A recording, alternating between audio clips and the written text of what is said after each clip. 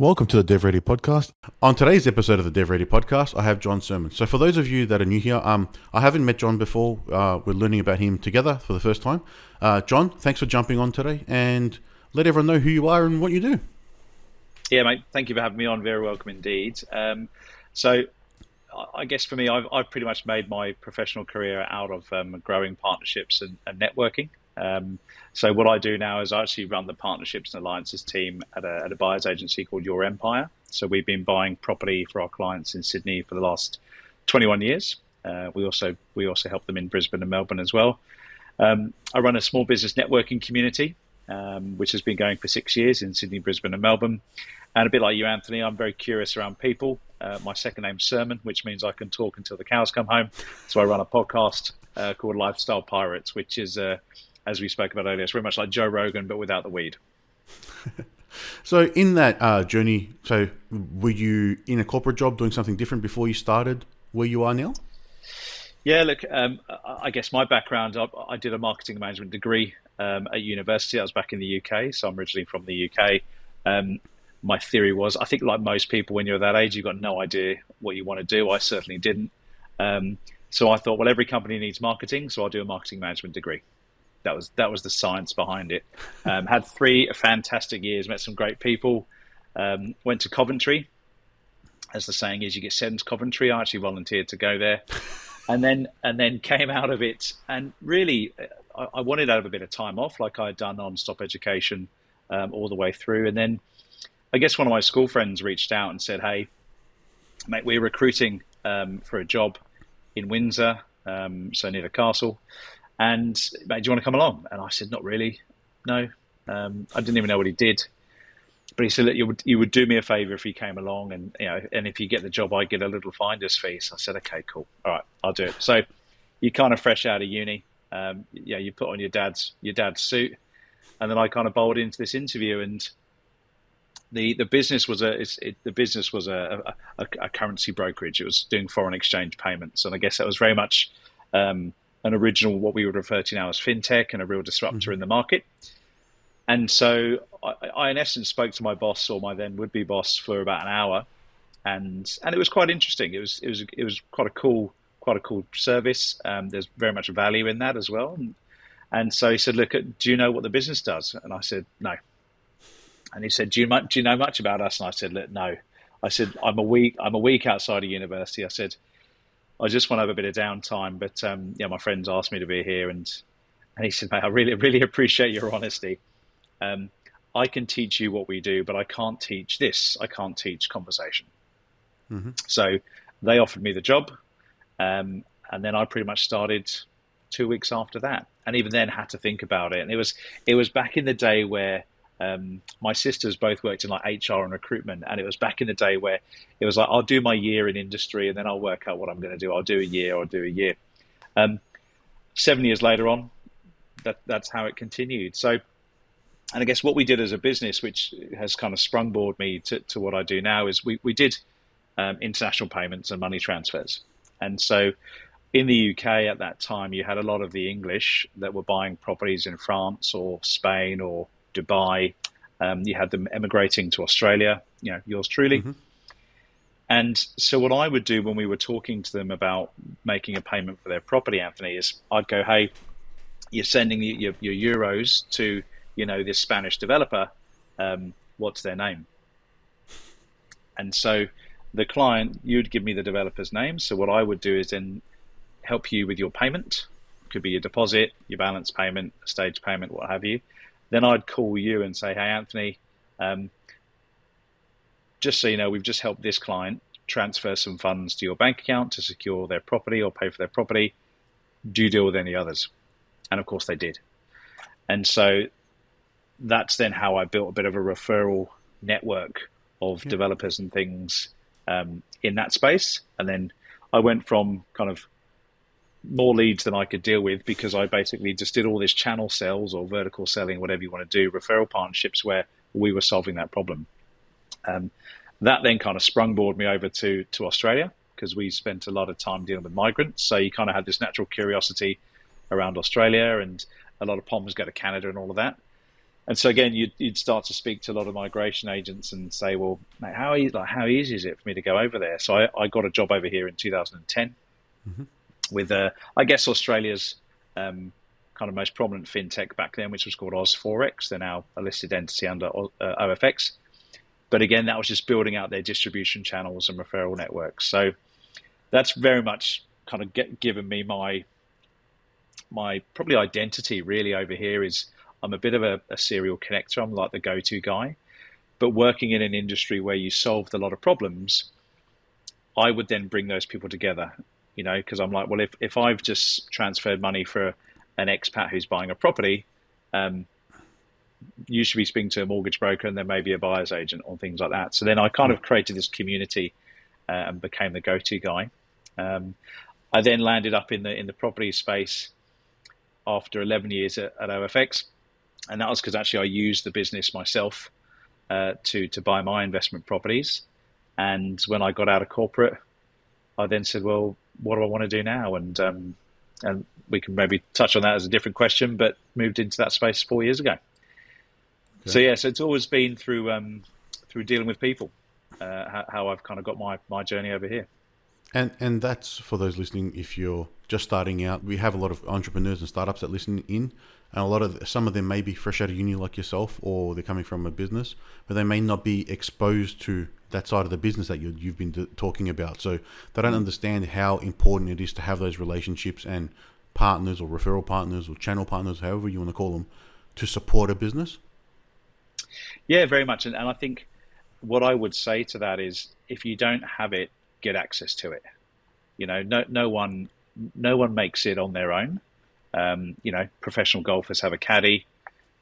Entrepreneurs, normally you have an entrepreneur who's the big ideas person. They've got the passion, the drive, and they'll get a CRO, a chief revenue officer, or a chief operations officer to help, I guess, give them the kind of rules of engagement and the guidelines, because they don't want to do that stuff as well.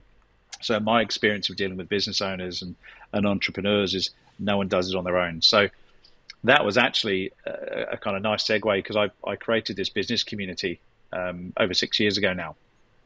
And really the genesis of that was just bringing people together. And so I was an employee when I created this community, but I was like, I want to hang out with people. I want to learn from other business owners. I want to learn from other employees. I want to learn about different industries. And I got a taste of that dealing with something like money transfers, because whilst you're just transferring funds, there's a raft of different reasons. It could be transferring a pension, it could be IVF payments, it could be buying a watch, it could be buying a car, it could be buying a property. There's loads of rhyme and reasons. And so I then kind of build a bit of a community around that to say, well, I'm learning so much, but I want to learn more, but I also want to solve more problems. So it came from an area of curiosity.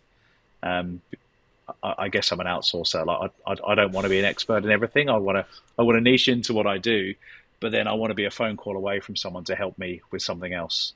And then I think a lot of my networking connections will buy into that, because then they'll then call me and say, hey, John, do you know someone that can do this?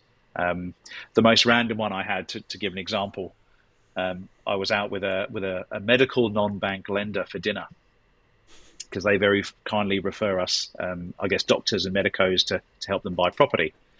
As you know, property's like a sport over here. It's the top. It's the top 3 barbecue conversations, along with super and novated leasing. But so we were out for dinner, and he's like, I just can't find anyone to help me do this. I said, what's the problem? He said, one of my clients, he needs a loan to buy a light aircraft. Okay. And I went, oh, I know someone that can do that. And he just said, of course you do. Right. But literally at that dinner, I texted the guy and said, hey, can I connect you with someone? This is what they're doing. He said, yeah. And they did the deal within a week. So, that's the power, I think, of going out there and being curious and learning through osmosis. I'm in the office today. I'm a big fan of just turning up and being there, because you never know what you're going to overhear on the phone from someone else, or you never know how your day is going to end up. Certainly for me in real estate anyway. Yeah. And I think that's something lost with the work from home, is those random moments. So we're completely remote office at the moment since COVID. We don't have those, you overhear something, you just join a conversation moments. You can't do that in Teams. Even if you see people on a call, you can't just jump into a call. And I'm sure there's probably plenty of moments like that are happening day to day. But that being able to have a network and being able to just call anyone, and you're the guy who knows the guy, is someone that everyone needs, whether you can be that person or not. But then that, if you can't be that person, like you said, that's getting yourself access to a network that can do that then. Yeah, absolutely. And I think this is where, and I get a lot of questions about where should I start. And I always say, hey, look, if you're petrified about going to a networking event or a meetup or something like that, what do you love to do? Is it footy? Is it whiskey? Is it watches, wine? Is it racing? Motorsport? Like, what is your passion? And then go to something that is aligned with that. So if you like wine tasting, go to a wine tasting event. At least you'll be comfortable learning about something that you love. And then naturally, you will then start to engage and have general conversation with other people in the room. Yep. And that's kind of the premise of Bio, which is this business community that I run. So it's very much connecting through stories and experiences. So we do it in the evening. We have a monthly cadence. So rewinding a little bit back, when I first moved here, I love my music. I love my trance and drum and bass, electronic music. So I started off a club night. Yep. So I ran a club night called Digital Therapy in Sydney. And the thing is that exposed me as a new person in a new country to different people outside of corporate, but also we all shared the same passion. And so you got to meet people under strobe lights or whatever, or pre-drinks or whatever. But then it was like, so what is it you do? And so how are you here and all of that? So that was kind of a community that I built early on, but the commonality was music. And so for people that are a little bit worried about going to events because they don't know who they're going to meet or they're going to rock up on their own, find something that gets you excited, that you're passionate about, and then do one of them. And then just get used to dealing with people. And also flip the script a little bit. I'm very curious when I go to an event, Anthony, around what is it you do? Why are you here? Because for me, I just want to, I've got like a mental Rolodex. I refer to it as an illness sometimes, because I've just got a Rolodex up here. And I'm like, I just want to know people that can. You just need another tool in the toolbox almost. Like I know that person. I know someone else I can call, or someone that does something else, and just have something available up the sleeve, really. Yeah, but it's the more weird, the wonderful. So I guess where I am, my current job is I met Chris, who built the business 21 years ago. He was very much an original, an OG when it came to the buyer's agent space. But I met him in 2013, again at a networking event. He's a POM. I said, what is it you do? And he was explaining this concept of being a buyer's agent, and that's years ago. And I thought, that's quirky. I've never heard of that before. And I thought, you've got a really interesting way of looking at life and education and your personal journey. Okay, I want to keep you close. So we'd go for beers, we'd catch up, we'd exchange ideas. And I guess when you surround yourself with the right people, you don't need a coach or a mentor, because you're surrounding yourself with people that have been there, done it, or they're doing it, and you're lifting each other up by proxy. All right. You're sharing information, learning by osmosis, as you said. Exactly right. And so with Chris, it was like, I'm really curious. And then years later, I'm now working for the guy, and we're part of the team. So that's the power, I guess, of being curious and meeting people that are a bit quirky, is you learn. And Anthony, you said about the whole osmosis thing when you're in the office. Like, for me, I talk to a lot of business owners about this. Is there's a concern where that kind of interaction at work is almost becoming too transactional. It's almost like ordering an Uber. It's almost like ordering your Uber Eats or a WhatsApp chat. There's no curiosity, because I'll Teams or Slack you a message. I probably won't even ask how you are or what did you do at the weekend. I'll just go, Anthony, I need this, or are you in today? Great, can you help me with this? So that kind of layering and building relationships, and maybe just being curious about what you're working on in the AI space, or, hey, what businesses, you mentioned you do digital transformation. So what are some of the things that businesses are asking you to do now? Hey, that's cool. I might have someone I can introduce you to, or we might be going for that bit as well. If you don't give conversation a time, then you don't really grow. You don't learn anything, And you need to have those moments. They're not something you can force. So what we would call the shit talking sessions over lunch. Just random conversations you would have over 100%. the table while everyone's eating, and people just coming and going and warming up food, and then we're going for a walk or whatever would happen. Mate, it's one of my favorite books. I can't remember the author. It's called Never Eat Alone. And in essence, it's, if you imagine, if you're in the office, if you're in the city, you've got breakfast, lunch, dinner, you could have breakfast, lunch, dinner with 3 different people every day for 5 days. What could you be learning? Yep, there's 15 different people you've met potentially. Exactly. Yeah, 100%. And there's time, right? And that's the approach we've sort of taken with like this podcast. So it's a marketing tool. It's a way for us to get content. There's content for you to share. But then we meet great people like yourself, and you don't have a commitment of, say, 3 hours to go and meet someone, which is an hour of before driving and travel plus after. So it's a quicker way to do this same thing and learn to meet someone. And then we're actually having a proper conversation where we're learning from each other. So this is where I've learned to develop my skills in asking questions and learning more about what you're trying to do. I don't have that married into like a networking event properly yet. I'm still the person that if I see 2 people talking, I'll just stand on the side without interrupting. Yeah. So I don't like to interrupt. And that's totally cool, right? And I think this is the thing is, you mentioned about time. When we're putting on events, we're vying for people's time. So how do we put on a good event?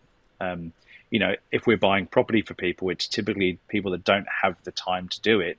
So we're giving them their time back, so they don't have to spend Wednesdays and Saturdays doing open homes and dealing with real estate agents that and fielding all the calls and things. So I think you're right. When it's investing your time, how do you invest it wisely to get the best return? Because that's the only thing you're never going to get back. Yep. And so if you're not investing it by engaging people or learning from podcasts, I'm a horrible reader. Absolutely horrible reader. A lot of my information comes from podcasts because that's just the way I learn more. So again, it's the time. Yeah. I was actually reading a book called Stolen Focus by Johan Ekman. And the irony was, I couldn't focus. I couldn't finish it. So I just listened to the Audible book, and it was a great book. I recommend it, but I just can't read books. I think that comes down to, you can listen to a podcast as you're doing something. I'm mowing the lawn, I'm listening to a podcast. My kids' swimming lessons, I've got a podcast I can listen to an hour. Yeah. And then to read a book, it's complete attention and focus. Or to read an article online, like you have to stop, think about that, and actually process it. Where if the podcast is there, you may zone in and out, but there's nuggets you will take in because you'll hear them or you'll replay and go back, oh, what was that? Yeah. Yeah, no, I agree. I mean, I'm a big fan of Diary of a CEO. I mean, most people would have heard of that. High Performance podcast as well. The reason I like them is because I feel like I'm the third person at the table. I feel like it is that conversation, a bit like you standing at the side of the room. You're listening to a conversation, and you're just breathing all the good stuff in. I mean, some of them are meaty. So I know when I'm driving to, when I'm looking at property, I'll have them on. Sometimes I'll have to turn it off because I'm like, oh, you're getting to a juicy part. I need this to give it, to your point, I need to give it the focus. Mate, I certainly couldn't look after the kids listening to one. Jeez. I mean, I don't have any, but I think that would be difficult. It depends. So if we're playing, they're there. If they're at swimming lessons, I don't have to pay attention to them. They're under control with their teachers. But I find that in my space, it's trying to keep up with a lot of news, not necessarily just trying to learn skills. Whereas that's sort of like the avenue you've got it from. It's learning from other people's experiences to get some skills. I do that, but it's more, I'm in such a fast-paced, changing environment in the tech space with AI and whatever else it may be, that if I stop following up and keeping up with things for a couple of weeks, I'm now behind. Yeah. And then once everyone starts talking about it, you've missed the early train, if that makes sense. So if you can keep on top, then you can understand how to apply that to your products or things that we're building for clients or internally to try get an advantage and help us deliver better value to someone. So there's a lot of just trying to keep up, which is the headache, the pain point. Yeah, big time. And I think in your space, it's very much going to be that race, because you might have 10 people at the moment doing AI, as an example, 10 of the big businesses. Only one is really going to kind of make it, or maybe 3, right? So they're all racing to be that top 3, and then the others will just become superfluous. Yep. So it's a bit like Facebook and MySpace. Facebook threw everything at the wall to then stick, and MySpace just drained away. And maybe Tom's still got his account and loads of friends, but I'm certainly not on it. It changed hands a couple of times. I don't know if it's still around or not, but yeah. So probably touching on that Facebook and MySpace there, that's probably a great way. That was community building. It was networking. Like that was a way to do it. What are some of the key things that if you're in business and you're looking at trying to grow and get to that next level, how can you find some of how can you go about that networking activity and try and grow and try and develop these partnerships so you have that problem that you had earlier where you had too many leads to do anything with? In my experience, building relationships takes time. So if you look at relationships that you have with your partner, your friends, your family, they've all taken a long, long time, even some of your best friends, And so to build professional relationships takes that same amount of time. And so what I would always recommend is it's quality, not quantity. Now, this can be different in different relationships. If it's enterprise sales, if you're selling Salesforce software, then you've got a top amount of people that are buying it anyway, just in terms of like headcount and viability. But even then, it takes time to know who the person is that you're dealing with, the decision maker, build the relationship, and then be there when they're thinking about you. And so it's, for me, how I've done it is I've almost looked at it gone, well, if my client's going through buying a property, what are all the touch points they're going to have in that journey? Who are the people that are going to engage with them, other professionals? And then how can we provide an ecosystem for our clients? So I've not even asked for anything yet, but I'm saying when we have clients, because we've been doing it 21 years, so we get a lot of business. And so how do we provide them an ecosystem of professionals that we're the property part, but we have a broker that we can refer to, we have an accountant that we can refer to, we have an advisor, and we have lots on our panel, and the panel is forever growing, but it's making sure that we match them up. If they want Brisbane, well, who can we refer them to in Brisbane or across the country to make sure that those referral partners align with our values in terms of doing the right thing, but then also that's providing the client a safe space as well. And so that just happens over time. And like you have with your friends and your partner and your family, things go wrong, but it's the way that you communicate, right? It's having those rules of engagement and those expectations around, hey, here is a good client for me, or here is a good opportunity for me. Here's not a good opportunity for me. And that's okay. It's just important to know the good and the bad. And maybe also share, over the years, when I look at some of our greater relationships, we'll have regular catch-ups, share successes, but also share where we haven't converted or they haven't converted. Well, why was that? What happened? Were the values aligned from a client side of things? So it's surrounding yourself with your people. I think in corporate as well, it's actually having kind of segregation of duties as well, because when I was in corporate, you were the hunter gatherer, so you were the BDM. Mm-hmm. So when you have a role like partnership manager, it's a bit like AI, right? It can cover all and sundry. And so it's then having kind of segregation of duties. Well, what is that role? What are the expectations of that role? What are the things that I need to think about? Because when you're going off to build new partnerships, they take time. And then ultimately, it's a kind of B2B to then C sales approach. It's not just straight B2C or B2B. You're selling to, or you're advising the person about what it is you do to then build enough trust for them to give you their clients. Now, they're businesses that have paid good money to get those clients through SEO, through their advertising, through their brand. So you've got to build that trust that you guys are aligned, and that takes time. I think that's probably the biggest thing, which is the trust to refer someone to someone, because there's a risk there where you'll damage the relationship because the person you're referring to lets them down. And then it's on you because you recommended them. Yep, big time. And that's where getting to know the person first. You can't do business with everybody. There's a lot of kind of LinkedIn automation going on now, which is fine. And for some businesses, they need volume. But again, even when you get the volume, who's going to look after it? I always kind of chuckle at these things because when you get a message saying, "Oh, we're trusted and authentic and all that," and you go, "Well, you've not written that," you know. So straight away, I'm not going to prioritize you. I'm a big fan of what you call social proof. So it's the same way that we're talking. You know, one of your previous guests said, "Hey, you should be speaking to John," and "Hey, John, you need to go and speak to Anthony to be on his podcast." Great. Well, if you two are hanging out, then you're kind of my person anyway. We're on that level anyway because we're hanging out with the same people. That's the way a lot of it will come, and that's where the best thing is. You know, let's say you're connected with someone on LinkedIn that I'd like to engage with, and let's say this podcast goes really well. I might say, "Hey, Anthony, great to chat with you the other week on the podcast. I really loved learning about your business.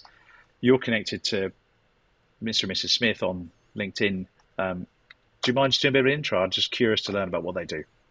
You know, seeing if we can work together." So it comes from that side of things. But be authentic. That's one thing I'd also say is just be authentic. No one likes to be sold to, unless you're in sales. Every salesperson likes to be sold to. But no one likes to be sold to anymore, and you can tell. All right. Especially with AI now, you know when the messages aren't written by people. I had one the other day. And it was quite funny because I'd said, I picked up the office phone and I said, "Oh, John's speaking," and but the AI message said, "Hi, Chris," and I said, "No, it's John." But again, straight away, that company, I didn't even listen to the message. Yep. So they would have had a connect, but what does that mean? It means nothing. Yeah, on LinkedIn, I've got 8,500 connections. I don't know the people. I'm just connecting because it's an opportunity to try and send a message.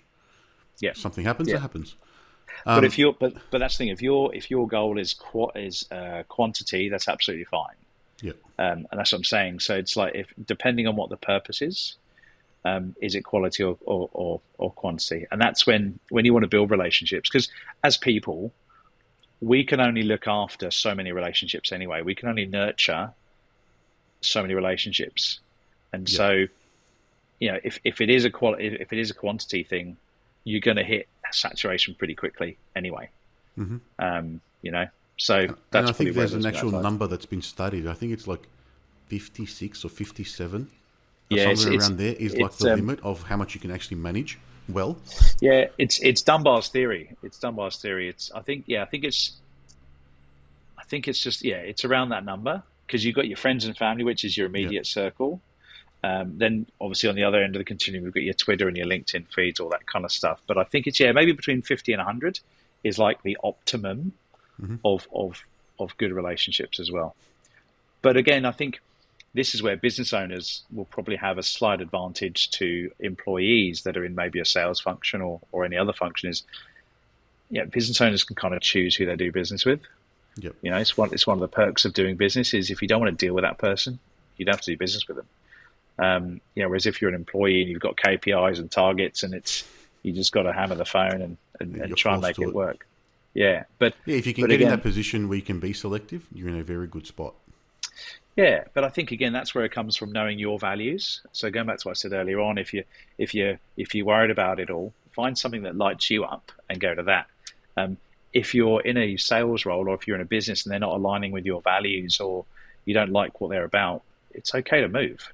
Like there are businesses out there that will find what you want to do, because that's when you'll really come alive. You've got to care about what you're doing. From my point of view, anyway. No, I believe the same. You've got to take care about what you're doing, take pride in it as well. So you want to be able to deliver for whoever you're being referred to. Yeah. Otherwise, what's the point? Like, people want a relationship with a person, so like you mentioned, get to know them, and then you will refer them if you know they take pride in what they do as well, because then they know their name's on the line or their reputation, so they will want to deliver. They're not going to just stuff around and wreck the opportunity, because then it also wrecks a relationship potentially with that partner, and that could be a real impact to their business too. Like, people are not here to play games most of the time. No, you're right. Because actually nowadays people can't handle it. People don't like ambiguity. There's enough ambiguity online. People don't like it. And also, like, most of life nowadays is just showing up. If you say you're going to do something, do it. When I was running the nightclub events, I'd get DJs asking me all the time, "Oh, can I play at your event? Can I come along?" And I'd just say, "Yeah, sure." But come along to an event first, check it out. It might not be your vibe. You might not like, we're not the biggest and the best. You might not want to, but come along, show up. Mm-hmm. The amount of people that didn't, well, why am I going to book you if you're not even going to show up? This is something you want to be interested in. We have it with Bio as well. People want to join our community. And I say, well, look, before you join, before I'm accepting your application, come along to an event. They might not be your people. And if they're your people, great, we'll have a conversation, but they might not be. And the amount of people that don't show up, it's like, well, why would I want you in the community if you're not even going to do what you say you do? Like that's a 101, Yeah. But that's part of it. That's, show up to the office, as we spoke about, show up to an event, show up to a meeting, show up to LinkedIn, show up to a podcast, just show up. You're already ahead of most people, which is very sad, but you're already ahead. It even comes down to showing up, like you said on LinkedIn. It's leave a comment, not just see content and pass by, because that'll help that person in the end. Leave a comment. That's going to add value. It'll show someone else that someone's interacting with it, and it'll help them grow their brand and community. Like that's a very simple way to do something, but majority of people don't do that. Yeah, I mean, I always like, and maybe I'm too optimistic, Anthony. I mean, I've been doing this for a long time. But when I'm doing something sales related, I go, well, how would I like to? Because it's not about me, but if I want to leave feedback or a comment or to be followed up or whatever, how would I like it? If I'm busy and we're all busy, what does that look like? And because normally people are people, so it's you go from that side of things. And if you don't feel right doing it in your gut, then they're probably not going to like doing it as well. Yeah, it's like they're saying when you're a kid, you treat people the way you want to be treated, that everyone tells you, and then that continues. It doesn't change. It's having a relationship, understanding there's a person on the other end of whoever you're talking to, whoever you're writing a message to or a comment. I mentioned, if you put yourself in their shoes and say, all right, I would like people to leave comments on mine, but that means I should leave comments on theirs. So start what you want to see, I guess. Yeah. So I'm curious now, I'll ask you a question. So with AI, we've obviously spoken about kind of differentiating ourselves and turning up, and I have a thing where I wear kind of weird color blazers because you always stand out in events when there's a photographer there. With AI, that's obviously kind of giving everything a universal approach. Mm-hmm. So how do you see that? So if I'm a salesperson, how does AI help people stand out? The way we approach it, or there's really two lenses there. So if you're a salesperson or if you're just a business, it's do you cut costs and replace with AI to then achieve the same output? Or, which I guess you would probably take this take, which is how do you do more in the same amount of time using AI to provide extra value? Mm-hmm. So then how do if you're doing a report potentially for a prospective buyer as a buyer's advocate, what's your above and beyond that? If you had the time to do, you would add into that report to give that extra information to that client. Mm-hmm. So how can you get AI to add an extra layer on top and provide another analysis that you don't have the time to do? Yeah. Or it's how do you leverage the tool to do more? Yeah. Because you can do 2-3 times the amount of work. So how are you going to utilize that? Do you want to do 3 times the amount of jobs? Yeah. Cut a third of the people? Or do you want to deliver 2 times the amount of value? Nice. Can I ask another question? Go for it. So with AI as well, because I was in a business forum the other day, and we were talking. A lot of these guys use AI for their work, and again, maybe I'm just a bit too people related and old school. But my question is if we're giving all the remedial and run of the mill tasks to AI and outsourcing and offshoring, who are the people that are learning that then actually progress through a business? So you remember kind of back in the day, people would be a business, they might start as the post person or the tea maker, and then in 20, 30 years, they're the CEO or something like that. If we're providing this kind of solution of all the remedial stuff, who's learning it to then progress through the business? So if I look at a legal firm, who are the juniors and the paralegals and the people that do the run-of-the-mill stuff to learn how that world works and how the game works to then become a partner in the firm? And the same with the other professional services as well. So for me, you're going to have this knowledge gap with businesses where they're not going to, because no one will want to go into those industries anymore because no one's recruiting for them because they're all all off-sourced. So then you're cutting off this kind of lead source of partners and things, right? Yeah. Does that make sense? So I think it may be that the way we see businesses operating now will change. So you're not necessarily going to have that gap because you won't need to have that vertical progression through an organization. It may be that the people that come in, they're supervising the AI. So you're a junior, you learn through the reviewing of all the reports and analysis. You don't necessarily need to do that work. Yeah. Because it's the non-trivial work that you don't need to do necessarily, but it was the only way it could be done before. So you had no choice. So it may be that the function has changed, but the outcome is the same, but it's done differently. So you need to be very good at being able to read and learn through things without doing. Because that's going to be the biggest change. But then do we get rid of intuition? It might happen. So that gut instinct, that kind of thinking about things a bit differently. I think no, because that's just how I'm wired. I run that way. I have to make decisions, and it's present as much data as you want. I've got a feeling that this way, or I prefer this, or whatever it may be as well. But I think the biggest change is potentially going to be. It's been a huge shock with how fast the AI has gone from I can write your simple blog post to actually being able to do what we would call the very creative, logical tasks like programming. So if you're keeping up with any of the news, there's a huge thing now that it can write code, and everyone's writing code now. It's almost becoming a disposable. You can write disposable apps like you had on the App Store, where it used to take tens or hundreds of thousands of dollars to write a program when it's thought out properly. Now you can write something yourself using one of these tools in a couple of hours and then throw it away. So what does that do to the value of what we can produce, where there's, through experience, you learn how to put all these things together and deliver a product that actually delivers value based on what a business's long-term vision is, not just solving a problem for tomorrow and then it's thrown in the bin. So there's a shift there in being able to be the creative person that can come up with the content and understanding how to use the tool to still be that person and not be replaced by it, because you can't trust what comes out of it 100%. That's why you're Chris on a phone call.